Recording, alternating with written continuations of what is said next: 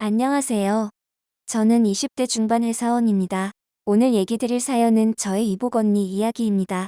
아빠는 결혼한 전 처가 아파서 세상을 떠나게 돼서 혼자 계시다가 미혼이었던 엄마랑 재혼을 하게 되었습니다. 제가 태어나기 전에 아빠하고 전처에서 태어난 딸 하나가 있었는데 그 언니가 저에겐 이복 언니였는데 저보다 4살이 많았고 이름은 지연이었습니다. 처음에 엄마가 아빠랑 결혼한다고 했을 때 저희 외갓집에서는 반대가 심했다고 합니다. 미혼인 엄마가 애 딸린 아빠와 결혼하는 것에 대해서 안 좋게 생각하셨으니까요. 엄마가 외할머니와 외할아버지가 결혼을 반대를 했는데도 결혼을 하게 된 것은 아빠를 사랑한 것도 있지만 엄마가 아빠랑 만나면서 친엄마를 일찍 잃은 어린 지연 언니를 볼 때마다 안쓰러워서 엄마는 지연 언니한테 엄마가 되어주고 싶어서 결혼하셨다고 합니다. 엄마는 정말 지연 언니를 친딸같이 생각하셔서 오히려 저보다도 지연 언니한테 하나라도 더 신경 쓰고 잘해주려고 했습니다. 엄마가 지연 언니한테 잘해준 것은 결혼할 때 애기나 다름없었던 어린 지연 언니를 엄마 손으로 키워주면서 잔정도 많이 들고 정말 친딸이나 다름없는 생각을 하셨기 때문이었어요. 엄마는 워낙 정도 많으시고 마음이 따뜻하신 분이셨거든요. 저는 지연 언니가 이복 언니이긴 하지만 저에게는 형제가 지연 언니 하나뿐이었고 저는 지연 언니가 좋아서 어렸을 때부터 지연 언니를 잘 따르고 의지하고 지냈습니다. 그래서 지연 언니란 존재는 저에겐 친언니 이상으로 소중한 사람이었습니다. 지연 언니는 아빠를 무척이나 좋아해서 아빠 말을 잘 따랐어요. 그렇게 저희 가족은 아빠가 살아계실 때는 지연 언니와 저하고 엄마하고 원만하게 잘 지냈습니다. 그러던 어느 날 원래 당뇨가 있으시던 아빠가 당뇨가 심해지시면서 합병증이 찾아오게 되었습니다. 아빠는 합병증이 심해지시면서 하시던 사업도 그만두게 되셨고 집에서 복막투석을 하셔야 하시는 상황이 되셨습니다. 그래서 엄마는 다니던 회사를 그만두고 집에서 아빠 곁에서 간병을 해야 했습니다. 아빠는 고생하시는 엄마를 보면서 미안하다면서 엄마 손을 잡아주곤 하셨어요. 하지만 아빠가 합병증으로 고생하신 지 8년쯤 되었을 때 아빠는 그만 세상을 떠나 하늘나라로 떠나시게 되었습니다. 그때는 저는 대학생이 되었고 지연 언니는 대학교를 졸업하고 회사를 다니던 봄날이었습니다. 아빠를 양지바른 좋은 곳에 보내고 나서 한 달쯤 되었을 때 지연 언니가 저한테 할 얘기가 있다고 보자고 하였습니다. 엄마는 아빠가 없으니 엄마가 돈을 벌어야 한다며 밖에 나가 일하시고 저하고 지연 언니만 집에 있는 상태였습니다. 연지야, 나 이 집 나갈 거야. 언니, 갑자기 왜? 이제 아빠도 없잖아. 언니, 무슨 소리야? 나도 있고 엄마도 있잖아. 아줌마가 왜 내 엄마야? 언니, 아줌마라니? 아빠가 계셔서 말은 안 하고 살았지만 아줌마가 내 친엄마는 아니잖아. 나하고는 피도 안 섞인 남이고. 지연 언니, 우리 그동안 잘 지냈잖아. 그건 아빠가 너하고 잘 지내라고 하셨으니까. 너랑 싸우면 아빠가 나한테 혼내고 그랬으니까. 언니, 엄마는 언니를 친딸처럼 생각하고 있는데. 그건 아빠가 계셨으니 그랬겠지. 언니, 그래서 하는 소리인데. 아빠한테 남은 재산 있잖아. 내가 상속 포기각서 써줬으면 해서. 지연 언니, 너는 아줌마가 있잖아. 나는 이제 아빠도 안 계시고. 그리고 너는 나보다 좋은 대학 들어갔으니까. 좋은 회사 들어가서 좋은 남편 만나면 되고. 나는 나가면 집도 얻어야 되고. 이제는 나 혼자 살아야 하니까. 언니, 너 나를 친언니처럼 생각한다고 했지? 내가 상속 포기각서 안 써주면 나 바로 너하고 카톡이며 문자며 다 끊어버릴 거야. 지연 언니. 정말 언니가 원하는 대로 해주면 우리 전처럼 사이좋게 지낼 수 있는 거야? 알았어. 내가 나가더라도 연락하고 지낼게. 엄마한테는 얘기하지 마. 너 엄마한테 얘기하면 우리 관계는 끝이다. 알겠지? 응, 알았어.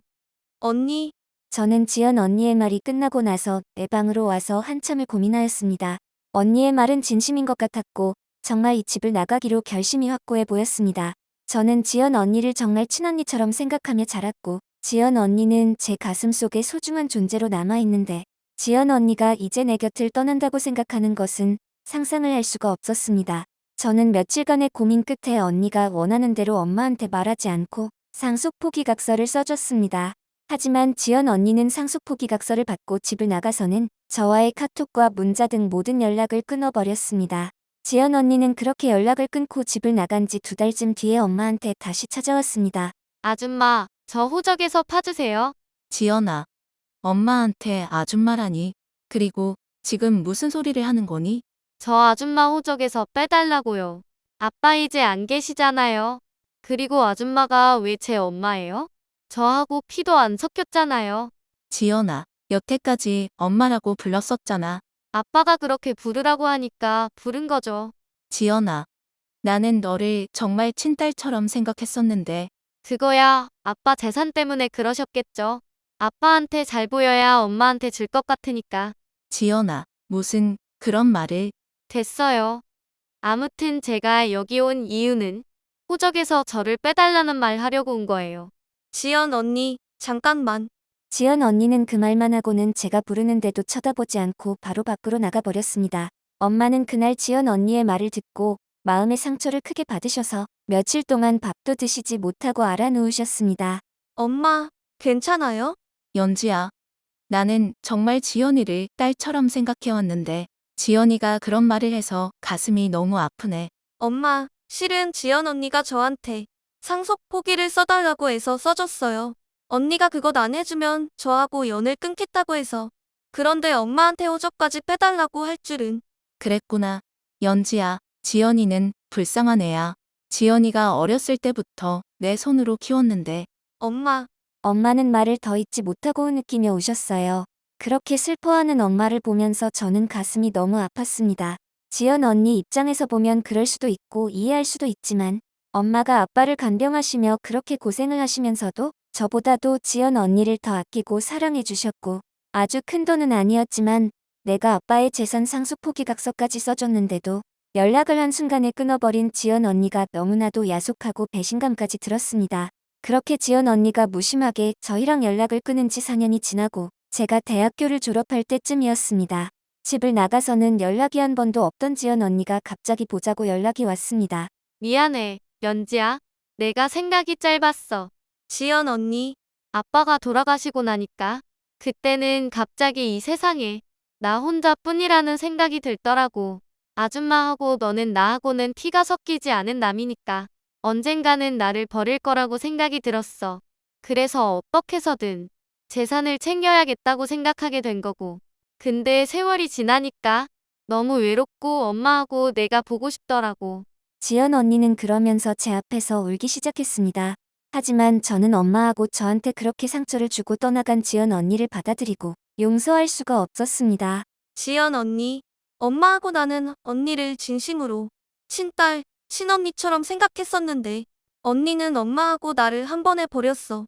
이제는 언니가 원한 대로 우리는 법적으로 남이야. 연을 끊어달라고 한 것도 언니고 연을 끊어버린 것도 바로 언니야. 나도 이제는 언니를 마음속에서 지워버렸으니 앞으로는 언니가 원하는 대로 살아. 우리한테 더 이상 찾아오지 말고. 저는 지연 언니한테 그렇게 냉정하게 말해버리고는 카페를 나와 버렸습니다.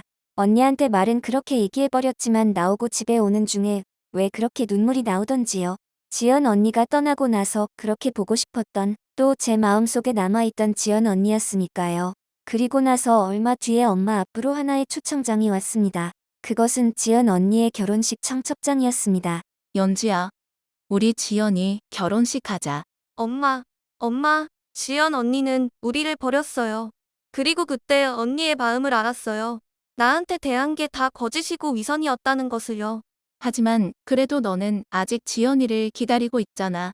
내가 말로는 그렇게 하지만 내가 지연이를 보고 싶고 그리워하고 있는 거 엄마가 다 알고 있는데 그래서 너 지연이 카톡하고 전화번호도 아직 안 지우고 그대로 갖고 있잖아. 엄마, 연지야, 지연이가 부모도 없이 하는 결혼식을 어떻게 지켜보니? 나는 정말 지연이를 내 딸처럼 생각했는데 엄마 그런데 지연 언니 호적에서 지웠잖아요. 그래서 이제 언니는 우리 가족도 아니고 엄마 딸도 아니고요. 연지야, 엄마가 지연이 호적에서 안 지웠어. 엄마, 지연이를 호적에서 지우는 순간 진짜 우리와는 끝나는 건데 차마 그렇게 할 수가 없더라.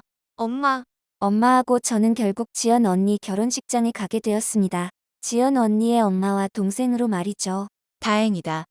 연지야, 이렇게 지연이 결혼식을 지켜보고 와서 내가 지연이 결혼식에 가지 않았으면 엄마는 돌아가신 아빠를 볼 면목이 없었을 거야. 엄마, 연지야, 그리고 아빠가 돌아가시기 전에 아빠가 엄마 명의로 물려준 재산이 있어. 아빠가 아플 때 엄마가 고생 많이 했다고 말이야. 그거 너한테 엄마가 줄게. 너도 이제 결혼해야 하는데 많지는 않지만 그래도 결혼 준비하는 데는 충분할 거야. 엄마, 연지야, 우리 사는 동안 행복하게 살자. 욕심도 부리지 말고 건강하게만. 엄마는 저의 손을 꼭 쥐어주며 말했습니다. 낳은 정보다 기른 정이 더 진하다고 하는데 지연 언니를 향한 엄마의 마음은 제가 결혼을 하고 자식을 가진 엄마가 되면 지금 엄마의 마음이 어떤지 알 것 같습니다. 엄마, 고마워요. 이렇게 저를 낳아주셔서, 그리고 저를 잘 키워주셔서 엄마가 말한 대로 우리 건강하고 행복하게 살아요. 지금까지 제 사연 들어주셔서 감사드립니다. 모두 건강하시고 행복하시기 바랍니다.